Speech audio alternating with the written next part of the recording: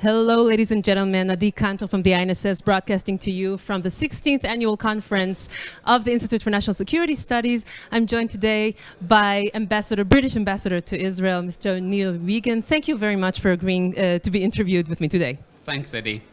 So a lot is happening. A lot is on the agenda. Since we have only 5 minutes, I think that one of the most burning issues is, of course, Iran. We saw latest news.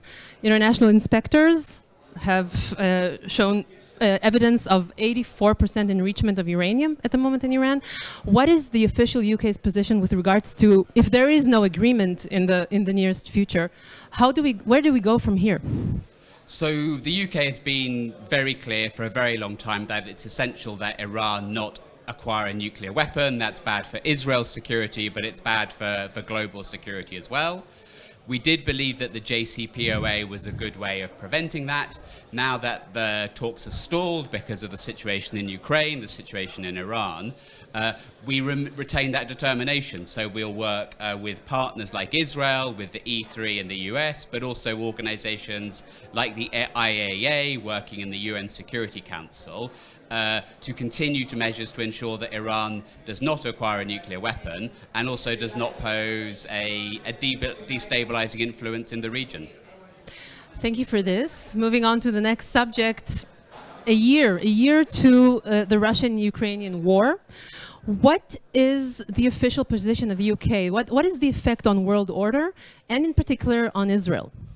So our view is simple, that Ukraine must win. Ukraine must be supported by the international community to regain its territory, and Russia's attempt to use force to acquire Ukrainian territory must not succeed. The UK was one of the first countries to provide Ukraine with lethal military support. We were the first country to say that we would send tanks, and we remain very robustly behind Ukraine.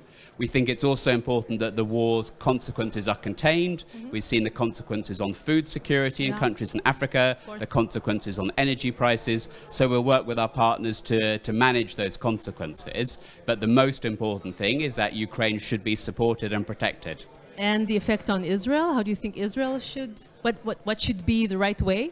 So we really appreciate that Israel, for example, in UN votes, has sided with Ukraine and against Russia. We strongly support that. We understand Israel has its own national interests, it has its strategic concerns, but we strongly encourage Israel to remain on the right side of history. We've discussed that with the old Israeli government, with the new Israeli government, and they've been very clear about that with us. Thank you. Last subject, just before we finish this interview. This current wave of terror in Israel and also the illegal settlements in the West Bank, the current situation, what is the official British position with regards to what is happening here? So we are deeply, deeply concerned by the situation in the West Bank. The high levels of violence, which have been rising for some time now, but are really reaching a crisis level now. And we're worried as we approach Ramadan and so on, a traditional period of tension. We think that the Aqaba Accords were a really good step forward, and particularly them calling on both sides to refrain from unilateral actions which increase tension. And on the Israeli side, we very much think that includes settlement expansion.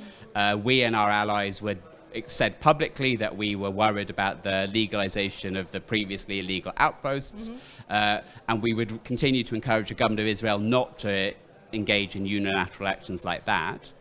We very strongly condemn both the attacks on Israelis, including the recent murder of 2 Israelis on Route 60 and one near Jericho. But we also strongly condemn the scenes that we saw in Harara, which were really horrible scenes, which I know most Israelis feel do not represent them or Israel in any way. Of course not. Mr. Ambassador, British Ambassador to Israel, Mr. Neil Wigan, thank you very much for your time and for this interview. Thank you, Adi.